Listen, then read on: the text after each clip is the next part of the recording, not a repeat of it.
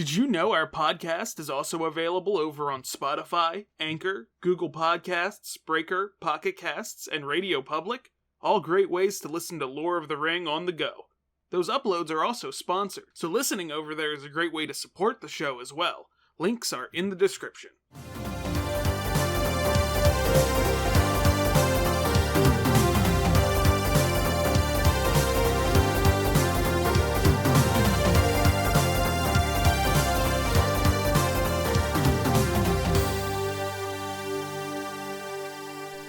Hello, welcome to Lore of the Ring, where I describe terrible wrestling lore to my co-host. I'm Dan.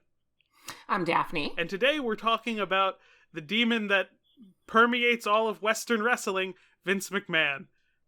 My mortal enemy. I'm so excited for this one because I know I hate him, but I finally get to find out why I hate him. First thing, I want to thank Queer Kaiju for composing our new opening theme. Definitely go check out their work. They are at Queer Kaiju on Twitter. So, before we start, what do you know about Vince McMahon?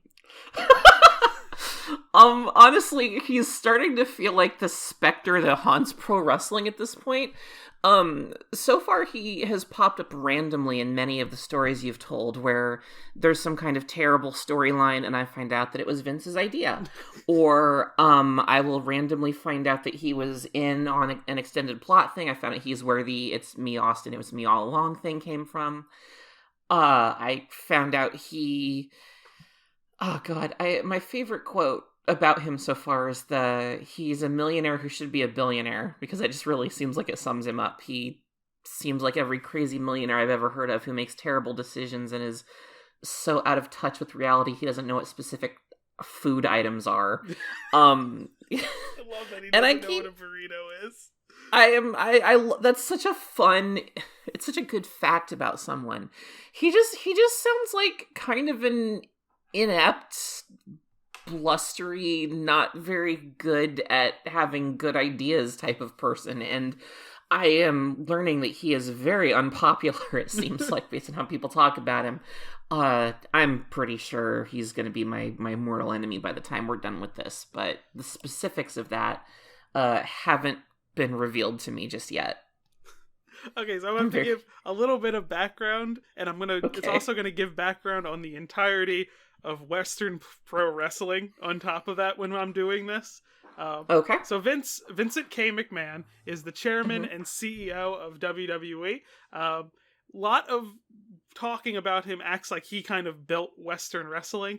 It's not exactly true. I have to introduce you to his father first, Vincent J. McMahon, who founded the CWC, or Capital Wrestling Corporation, which would later be named to the WWWF, or Worldwide Wrestling Federation. So the Capital Wrestling Corporation was founded in 1953, which our Vince, didn't take over until the 80s. So roughly like 30 years of operation. Everyone talks about Vince, and just like for many reasons, I do want to set one thing on the table because I don't want to minimize it. He didn't actually get to meet his father, Vincent J. McMahon, until he was 12. And had been through a litany of bad stepfathers, one of whom he said in an interview, "It is unfortunate that he died before I could kill him. I would have enjoyed that." Oh, jeez. Okay. Which, like, from an abuse perspective of, like, I can completely understand that, and that's a completely fair line of thinking, but because I know who Vince is, it sounds completely very unhinged by comparison. It could easily be totally legit, but it could also just be this guy raving like he does. Yeah, that tracks. Yeah, so... Oh, God, okay. So, what wrestling was like back then, it wasn't like now where we have only one big company and several like moderate-sized competitors who like do well but don't have the same amount of money. Back then it was called the Territory Days, where there was no like national wrestling show. There were ones based in several parts of the country. The country was cut up into several bits where different ones would manage certain areas. And they were all governed under one group called the National Wrestling Alliance, or the NWA, since 1948. Okay. This was mainly for things in the continent of North America, but there were some parts of the NWA, like the Korean Wrestling Alliance, based out of Seoul, and like 3 different Japanese companies that were all based out of Tokyo that were also all part of that. Personally, I think the territory days were better for wrestlers, because instead of having like one big company, if you wanted to be on the big stage and you have to deal with whatever they said, back then, if you weren't being treated well, you move, you go somewhere else. Because there were like 50 other like wrestling companies you could go to at that time under the NWA.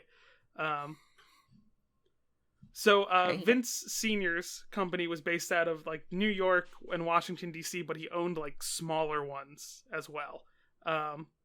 So first, because Vince wanted to join the company, first he was put in charge of one in Maine, and then he was promoted to being the play-by-play commentator guy on Vince's TV show.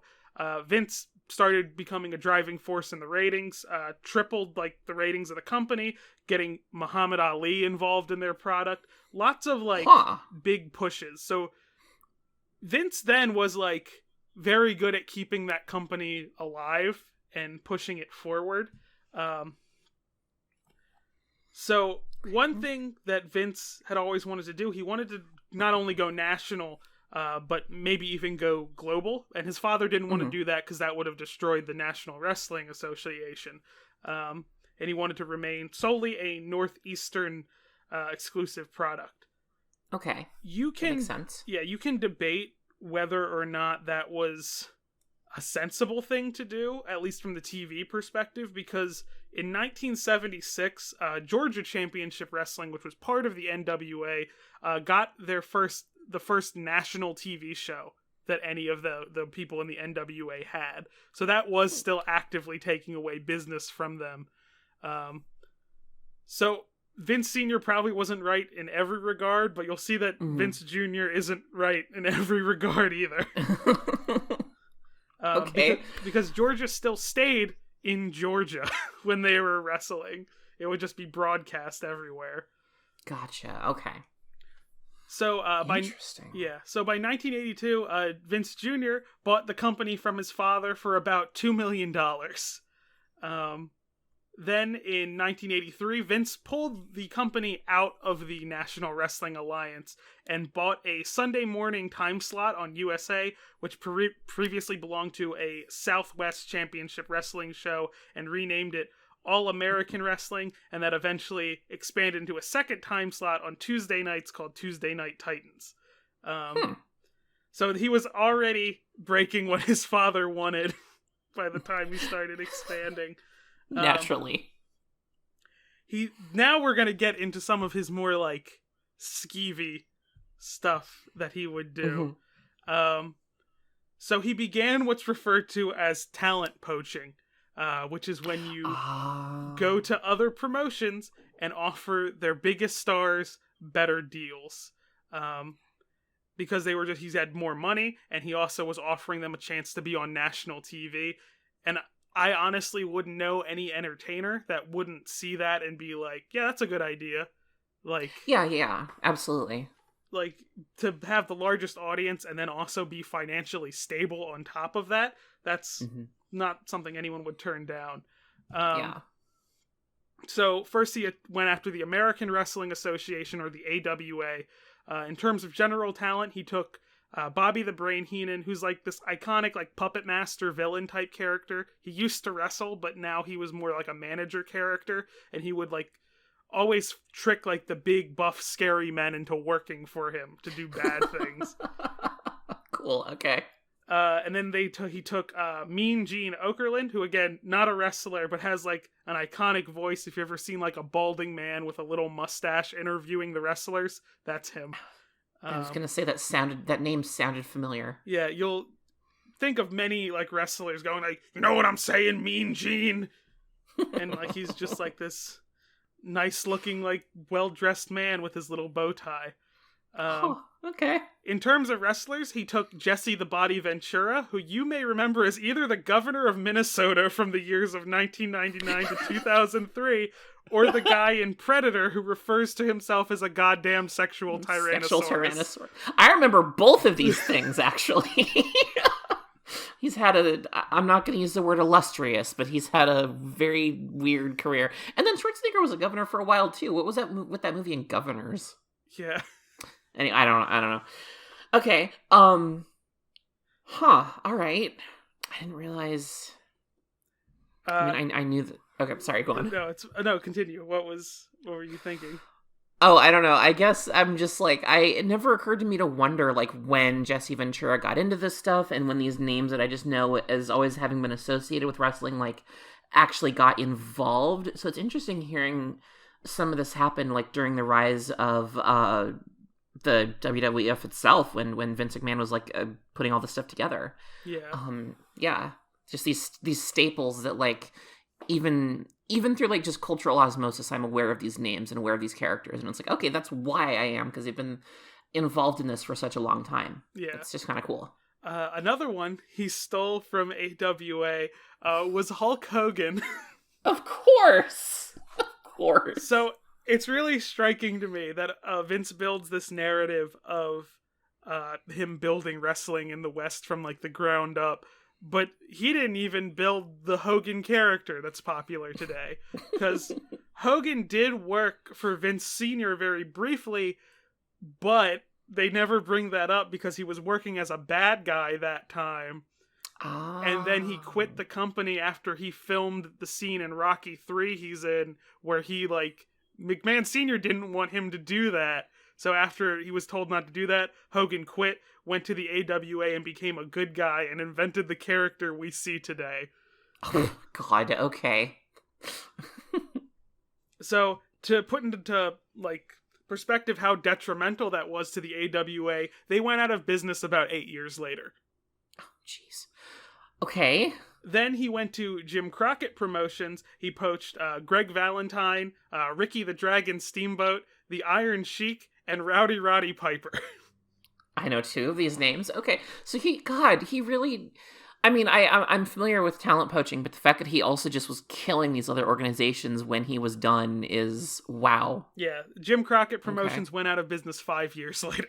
Jeez Louise. So I have to say he's detrimental to the business as a whole at this point. Yeah. So in 1984, he wanted to expand further onto national TV, but there was only one available, like, time slot available, and it belonged to Georgia Championship Wrestling, who at this point had renamed their weekly program World Championship Wrestling, or WCW.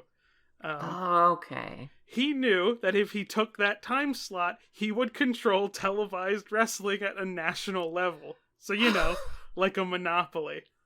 Yeah.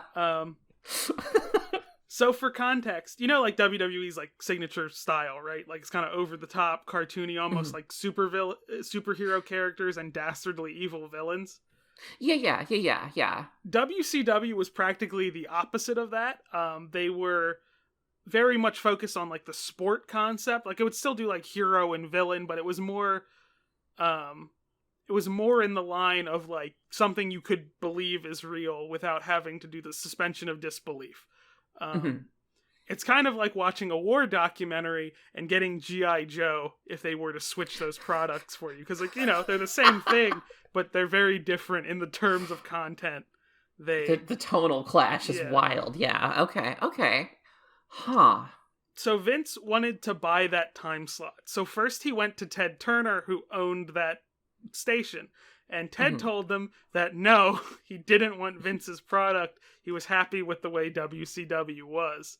Now we get into an even more underhanded business tactic that he did to get this time slot. Okay. So while WCW was a very popular program, there was a lot of turmoil behind the scenes.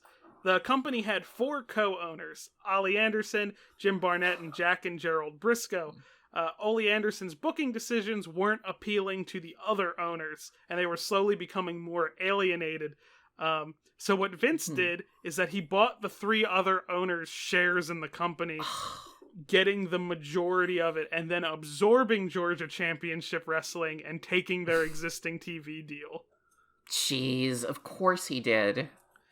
And this leads to July 14th, 1984, which is what wrestling fans call Black Saturday, where Vince appeared on WCW to tell them that the WWF was going to replace WCW on the network.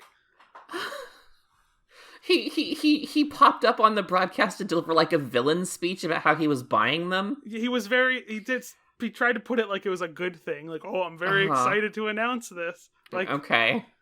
But this pissed WCW fans off because not only was the show getting records low ratings for TBS, they received a record amount of angry letters and calls from WCW fans asking where their show went. Jeez. Okay. This also pissed Ted Turner off a lot, who had to create 2 more slots for different wrestling shows to make up for the ratings disaster, and started the millionaire feud between McMahon and Turner, which lasted till like March 26th, 2001. Jeez, okay. So that was 20 years of pure hate. Wow. Vince was also losing money on this and had to sell the programming back to Jim Crockett Promotions, which was still around at this point. This didn't affect their USA network deal at all because that was still getting good ratings, and they actually got an additional time slot on top of it during this time for WWF Primetime Wrestling, which would eventually become Monday Night Raw. Jeez, okay. So already he's doing very underhanded things, but the public perception of Vince was very different because what he was doing while he was making these business decisions is that he was also the play-by-play guy for WWE TV. And there's this dynamic in wrestling commentator teams. There's the play-by-play guy who's like either good or neutral and just calls the action, just like friendly nerdy guy who's going to teach you the names of all the moves and tell you what's happening if you look away. Okay. Then there's the color commentator who gets more emotionally involved, generally roots for the bad guy. Because of that dynamic, the play-by-play guy is generally viewed as nicer, like squeaky clean, and not at fault for any wrongdoing. Okay. So he continued existing in this role for years, and a lot of people didn't even realize Vince owned WWE, and he kept this going until 1997. Wow, okay. I'm amazed he could sustain. I mean, I guess it makes sense he could sustain it that long, but jeez. So how he revealed himself is a story within itself. So I'm going to tell you about one of the most infamous events in all of wrestling. Oh my god, yes. It's called the Montreal Screwjob, and this has shaped wrestling entirely. Oh dear god, okay. So I'm going to have to give you a background on a few different people. First is Bret the Hitman Hart, probably one of the best wrestlers of all time. He was very technical in matches. He could carry the worst wrestler to a very good match just by playing to that person's strengths. He actually, because of how good he was a couple wrestlers who weren't good, he got them pushes by entirely accident by making them looking better than him in the match. Because he just knew how to play to their strength and create an effective narrative. And Vince never wanted to push him too much until he physically had to, because he was shorter and not as like jacked as like a Hulk Hogan type. Then we get to Shawn Michaels, who's probably one of wrestling's greatest like showmen, knows how to work a crowd as either a good guy or a bad guy, or a face or a heel is the more technical term. Very flashy. Bret doesn't like Shawn. In fact, a lot of people didn't like Shawn then. He was very full of himself. He's since said he's regretted the way he's acted. He's become a born-again Christian. But some people say he's an asshole still, just in a different way. Like, he's more backhanded. There's an interview with another wrestler, Rob Van Dam, when he was inducting another wrestler to the Hall of Fame. And afterward, Shawn said, "Rob, you were witty and charming and funny." And it's like, that's like he's surprised that Rob could do that.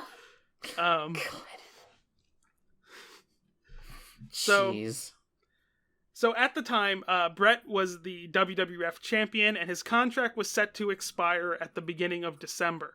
Brett told Vince that he was going to sign with WCW, which Turner had bought and relaunched when Jim Crockett Promotions went out of business as a competing wrestling company.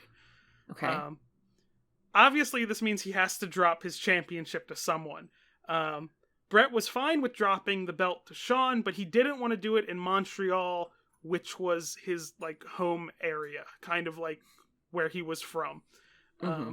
He wanted to drop it to Shawn the following night on Raw. Important context to this, roughly 2 years earlier, the WWF Women's Champion Medusa had her contract expire while she was champion. WWF thought she was going to resign, and it was a safe bet to keep the belt on her. But when the contract expired, she showed up on WCW television and dropped the WWF Women's Championship in the trash. All right. So that plays into his paranoia a little bit. Gotcha. Okay. Because if you're going to keep them around, you know, it makes sense to not change the projected storyline up so they stop being the champ. But if they leave, okay. All right. Okay. So Vince didn't trust Brett, even though Brett had always done the right thing in the past. God. So he came up with a scheme to get the belt on Michaels that same night. The initial planned finish to the match was that Shawn and Brett, this is what Shawn and Brett had decided together, Shawn would put I messed up saying that. Shawn would put Brett in the submission move, the sharpshooter, which was Brett's signature move. Brett would reverse it into another sharpshooter and make Michaels tap out, but the referee would be unconscious, so no one would have called for the bell. Brett would have stopped the hold and tried to wake the referee up, and Shawn would have went and hit Brett with his finisher, the sweet chin music, which is a super kick delivered right to the face. That's where that phrase comes from. Okay. Yeah. Michaels would have went for the pin, and the referee would have still been knocked out, causing a second referee to run down, only for the other members of Hart's family who were in the company to run down and beat up the referee before they got to the count of 3. Oh, that's good. Okay. Then the first referee would have woken up and started the account again, but would only get to 2. After that, both of them would have been disqualified after everyone would have broke into a big brawl in the ring, and it would have ended in a no contest. That would have been really... So I'm assuming this is not what happened. This sounds like it would have been really fun, though. Yeah, it's not what happened. What happened, as soon as Michaels locked in the first sharpshooter, the referee got up and called for the bell, acting like Brett had tapped out. Vince, who was standing at ringside, yelled at the timekeeper, "Ring the fucking bell." Oh my god. So Shawn knew this was gonna happen, but he was like playing dumb and acted just as confused. Like he was just sitting in the ring, like very confused. During this, Brett, upon realizing what just happened, spits directly into McMahon's face. Like it's a good spit. Like you see it like land on his face and him wipe it off. Jesus. Okay. So, and then Brett also begins destroying all the announce table equipment too. He like breaks apart the tables, throwing the monitors on the ground, signs WCW in the air, so like to the TV cameras so they know what's he's going, and then mouths the words "I love you" to the audience and leaves. So everyone in the company loved Brett, and after the confusion and it became clear that what happened, even The Undertaker went to Vince's office and started pounding on the door demanding answers. Jeez, okay. Vince very like casually poked his head out the door. He's like, "No, I've already apologized to Brett," which wasn't true at this point. Because Vince eventually went down to Brett's locker room and attempted to explain himself. Brett told him to go away or that he was going to hurt him. Vince didn't go away, so Brett punched Vince in the face, immediately sending him to the floor, giving him a black eye and causing him to roll his ankle. Okay, yeah, that tracks. Yeah. Brett then angrily asked if Vince was also going to screw him on the money he was owed, and McMahon said that he wasn't going to screw him on the money as he was being carried out by other people. Okay. So, Jeez. a bunch of wrestlers left the company because of this. Everyone related to Brett quit except for his brother Owen, who we're going to talk about one day, because something bad happened to Owen, and it is arguably Vince's fault. Oh no, of course it is. I also partially blame Hogan for it, so I'm saving it for the Hogan episode. Ooh, excellent. Okay.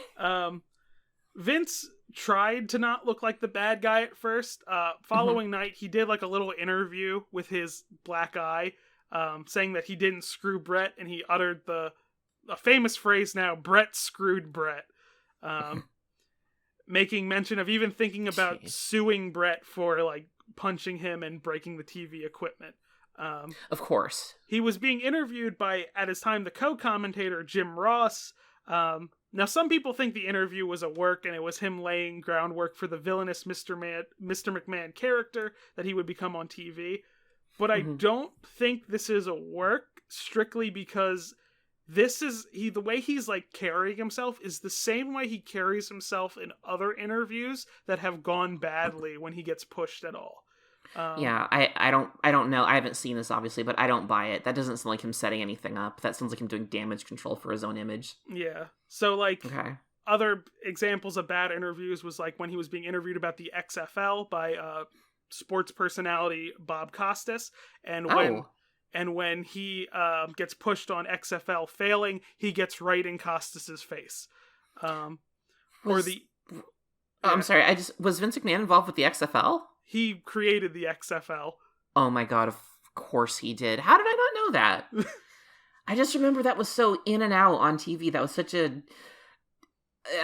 a non-event that was so hyped, and then it was just gone. That, of course, that was a Vince thing. Okay, I'm sorry. I did not know that. He first tried to launch it in the 90s, which didn't work, and then he tried to launch it, I think 2019, and also didn't work. Yeah. But that's because of the pandemic, mainly. I would blame the pandemic on that one. Yeah, that's fair. That's fair. Or there's another ESPN interview where the interviewer is trying to ask him why he thinks wrestlers die so young in his company. And Vince gets so mad, he slaps the paper out of the guy's hand. Oh, jeez. Okay. But in this interview, he's being asked very softball questions because the person interviewing him is his employee. So it reads less like a promo and more like him trying to save face. Yeah, absolutely. Okay. And only later he turned it into part of an on-screen persona. There's plenty of other stuff I could talk about with Vince, like how in '94 he was accused in a court of law of distributing steroids to his wrestlers, and was mainly acquitted after the star witness admitted that he hated Vince McMahon on the stand, which apparently blew his credibility. But I don't think you would be credible if you liked Vince. I agree. So I think Vince has some inkling he's a bad person, which is why he casts himself as a villain, but I don't think he internalizes it. Yeah, definitely not. Like, I think he gets these inklings about societal issues, and he books stuff to reflect that, but then doesn't think about it. Like, pretty much every wrestler character who's a millionaire or a billionaire is a bad guy. One of the biggest heels from the 90s was Big Boss Man, who was a police officer. Oh, God. Okay. All right. Okay. So I think he knows somewhere deep down what's wrong with the world, but doesn't think about it anymore. That sounds right. That sounds like... I mean, that's pretty common when you have as much money as Vince McMahon does, so that checks out. So, to end on, like, not a terrible note, I have a selection of hilarious Vince McMahon stories. Oh, thank goodness. Because it could very easily just be me, like, listing the terrible things he's done, but I prefer to talk about, like, him being a crazy person. That's more fun.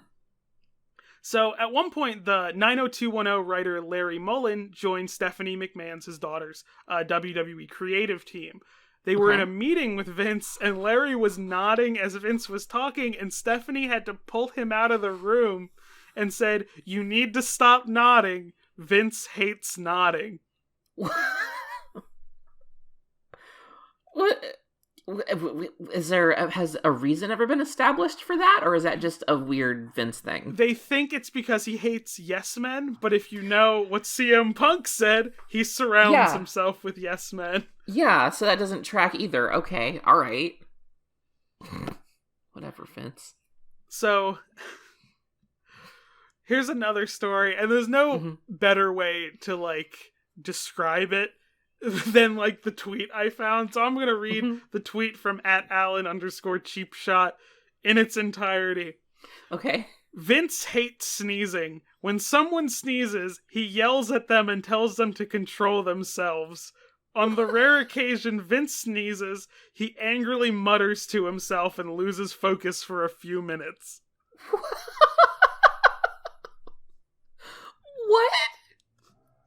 What? God. Of course, that classic indicator of human weakness, sneezing. That story is from Paul Heyman, who's works with the WWE now, but also ran a company called ECW, which was Extreme Championship Wrestling. He has one other story that I love, that apparently Vince can grow, like, a very good beard, like a big full beard, like a Triple H level beard. But he shaves constantly to keep rid of it. And Paul once asked him, "Why don't you let it grow out?" And Vince responded, "I can't let it win."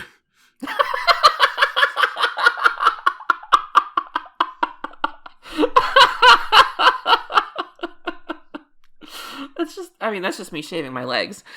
Jesus, Vince, what the hell? What does that even mean?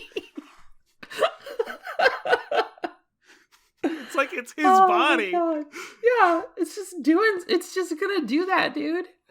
Oh my god. That's really good. Sufficiently less cool than that, of him just being crazy. He tests his talents in very, like, weird ways. So first, with wrestler Chris Jericho, he headlined WrestleMania 18 with Triple H. Their match was upstaged by the match right before it, which was the Icon versus Icon match, which was Hogan versus The Rock. So, of course, that was going to be the one everyone was going to talk about. Yeah, absolutely. They still did, like, a serviceable match, though. Both of them actually had begged Vince to put Hogan and Rock on last, but Vince was adamant that they go last. But the weird part comes when they get their WrestleMania pay, because if you're there at WrestleMania, even working in an unofficial capacity, you're supposed to get a big bonus. Jericho saw his check and was like, "That's smaller than usual." And then he asked Triple H what he got, and Triple H got 4 times the amount Jericho did. Jeez. So Jericho, who isn't, like, the type to just take things lying down, went to Vince's office and started screaming. Yeah. And Vince didn't say anything. He just smiled and wrote another check. Oh my god. That's the kind of, like, cartoon millionaire bullshit you see in, like, a TV show.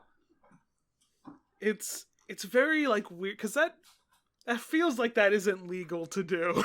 I don't think that's super illegal. That feels incredibly illegal, but it feels like that thing where, like, I like your moxie. You came and yelled at me, so here's the rest of your money. Like, that you can't do that. God. It's very weird. Jericho has left WWE at this point, is currently with the company AEW, and now his podcast is just hosts to, like, either people who are still with the WWE who aren't going to get fired for one reason or another, or people who recently left who want to complain. Oh, that's good. God. Another incident that happened is he said something insulting to wrestler Kofi Kingston on the plane. That's one of Sheldon's favorite wrestlers. But Kofi didn't say anything, because Kofi was like a newer talent. He didn't want to say anything. As they were getting off the plane, Jericho had to stop Kofi and be like, you need to say something back to him. If you don't say anything back to him, your career is dead in his mind. Oh my god. So Kofi has gone on to be WWE champion, so that's okay. News. So Kofi said something, I'm assuming. Yeah. Okay. Jeez. This seems like super, like, not the way a business runs. This seems the way a gym teacher organizes the football team in high school. Yeah. It's so strange, too, just because, like, I keep thinking about just the person that I'm learning about right now. And, like, okay, yeah, you've got all the weird, unhinged, idiosyncratic stuff that, like, a Howard Hughes billionaire has, where you eat your food a weird way and you have these weird tics and you have to have these very specific manufactured social interactions and, like, normal crazy billionaire stuff. But almost like a Silicon Valley tech bro, like I've heard about in all the times in the years that I worked for Apple, like he was poaching talent and creating these monopolies and buying out other people's shares while he existed in this space of, like, perceived neutrality because of his announcer role. It's like, I don't want to call this guy the Steve Jobs of pro wrestling because I don't want to sound like I'm being complimentary toward either of them. But, like, it's so baffling to me that he could be that, like, calculating and that, like, cutthroat at the same time he's being that, like, irrationally unpredictable and, like, just chaotic. There's, like, no rhyme or reason to this. It's so bizarre. Jeez, Vince. I'm so glad you mentioned food, because that was going to be the next story I go to. Oh, thank goodness. He has a very special way he eats food, and I can only do it justice by reading the entire quote in the Vince McMahon voice. Thank goodness. I'm ready. I look at eating as fuel. I'm not conscious of the protein I eat, but I know it's a lot. I think cheat meals are very important, so I do it about once a week. When you cheat, go for it. It's important from a psychological standpoint. Oreos are my favorite cookie. I always break at that part. It's so funny. Oreos, I mean, that's that's one thing that Vince McMahon has in common with my mom, I guess. Like, good for him. He goes on, I'll eat an entire box. And my philosophy is that the body can only assimilate so much in a given time. If you eat 2 or 3 Oreos every day, not good. But if you eat an entire package of Oreos at one time, it's okay. It just passes through. I don't think that's correct, buddy. I'll eat pasta loaded up with meat sauce, pizza, all the carbs you stay away from normally. Load them up. I will gorge. It's almost like I will force feed myself on a cheat meal, and afterward I think, oh my god, I don't want to feel like this.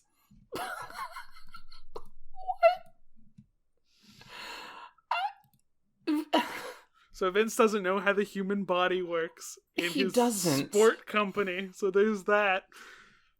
And it sounds like, as far as he's concerned, he's perpetually in competition with his own body.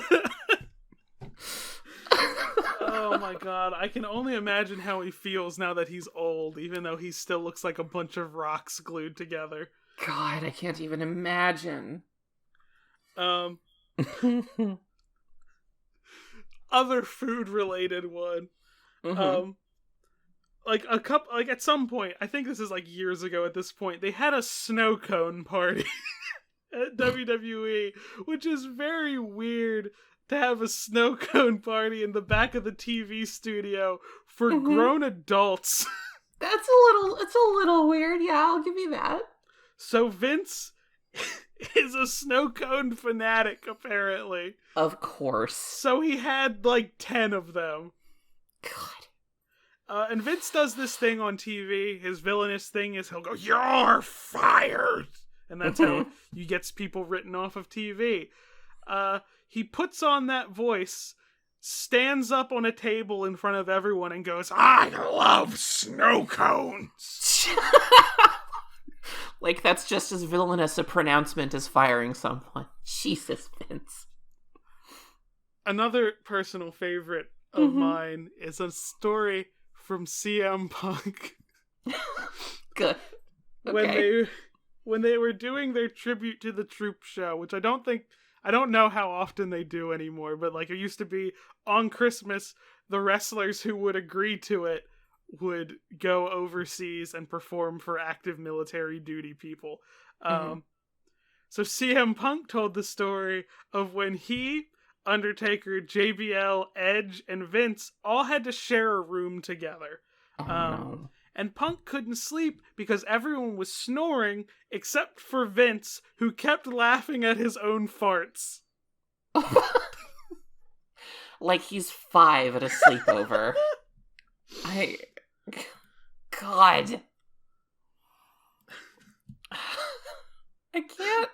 I'm just imagining like CM Punk's eyes like sunk into his head, and then like you see everyone snoring, and then you just hear like, and then Vince go ha ha ha ha. God. It's like, I can't. This man is such a cartoon character. I know I keep saying that, but it's all I can compare this to. This is so nonsensical. Oh my god. I can't wait to talk about this next part. Oh my god, yes, okay. It's a part of the Vince McMahon character that routinely comes up.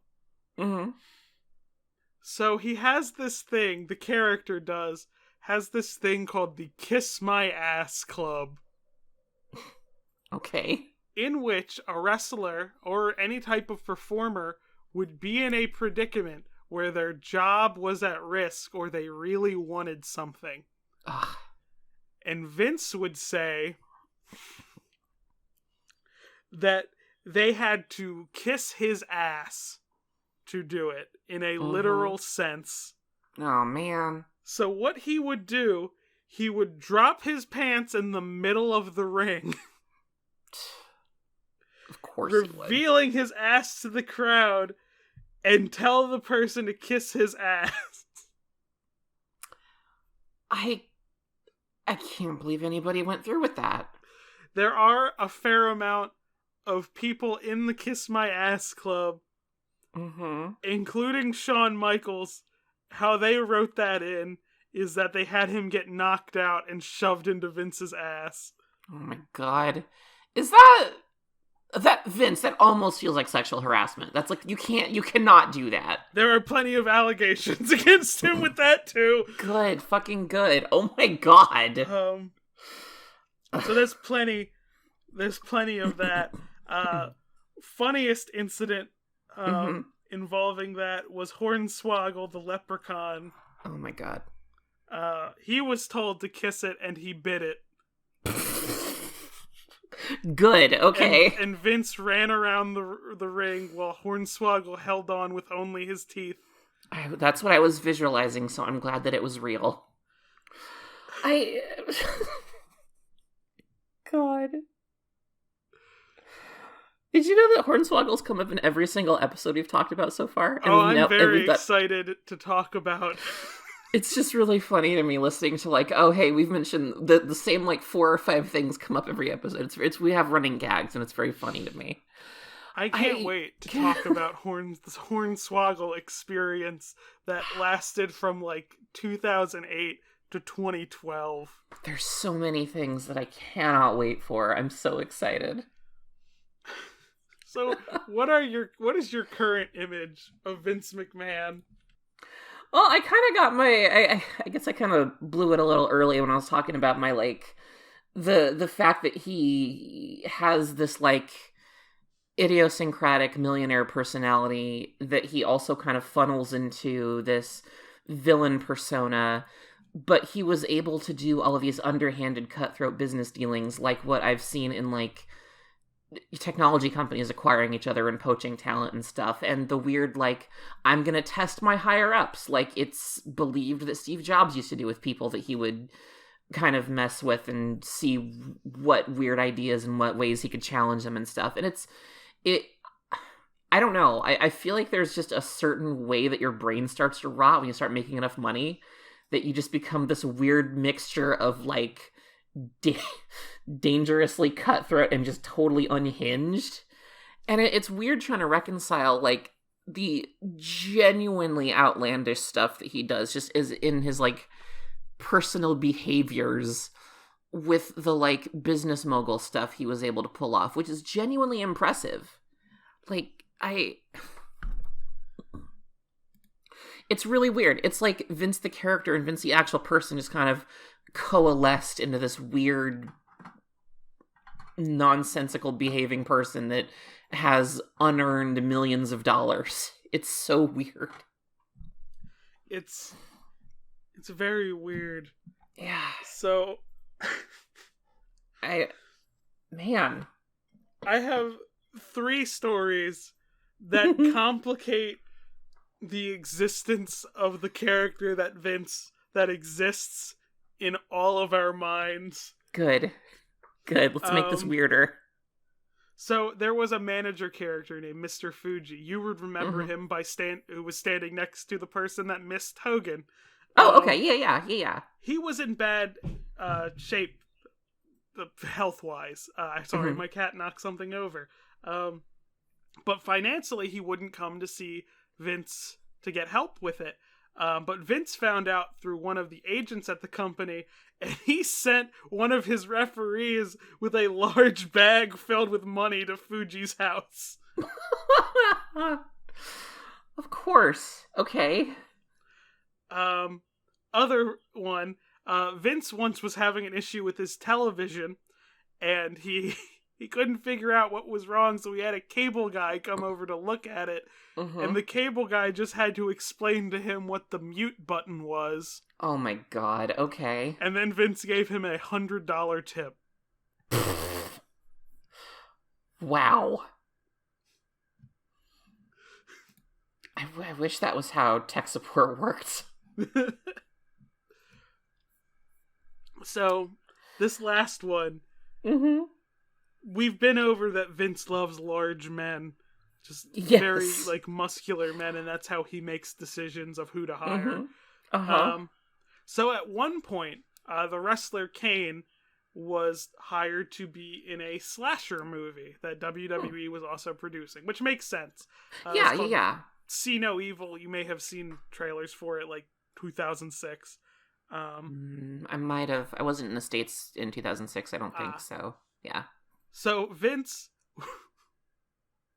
wanted a scene in the movie where Kane's character dropped his pants and revealed that his penis was 3 feet long. What? Vince? And the director thought there was a connection issue on the phone. I was like, can you just back that up and repeat that for me?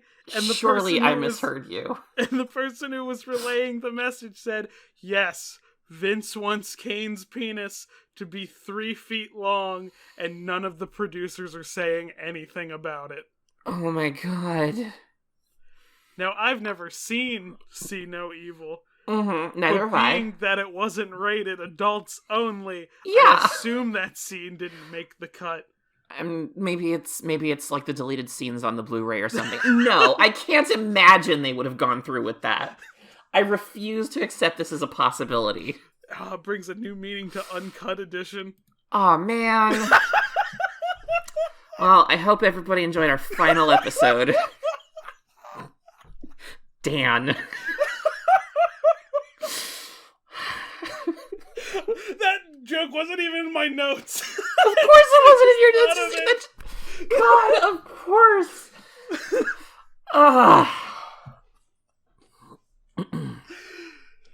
Okay.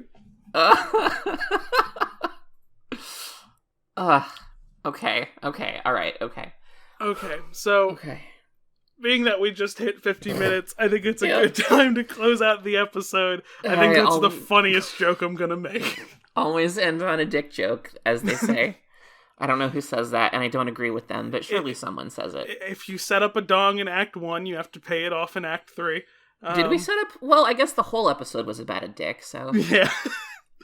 So, we're actually closing in on Daphne watching her first wrestling match in about 2 episodes. So the next episode, we're going to be going over general match rules, certain crazy match types, and the concept of a championship and some of the weirder ones. Hell yes. I can't wait.